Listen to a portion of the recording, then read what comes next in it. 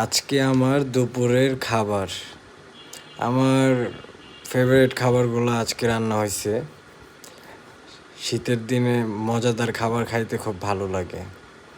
আম্মু আজকে জাল করে চিকেন রান্না করছে, সাথে আলুর ভর্তা আর সাথে শুটকির ভর্তা আছে। জুমার নামাজ শেষ করে দুপুরের খাবার খাচ্ছে, আর অনেক মজা হয়েছে আজকের খাবারগুলো।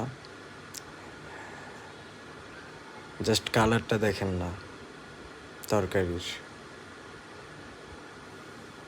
আমার আম্মুর হাতের রান্না এক কথায় অসাধারণ। মানে আমি যতই রেস্টুরেন্টে খাই, যেখানেই খাই না কেন, মানে আমার আম্মুর হাতের রান্না মনে হয় যে দুনিয়ার সবচেয়ে সেরা রান্না করে আমার আম্মু। আর মাঝে মাঝে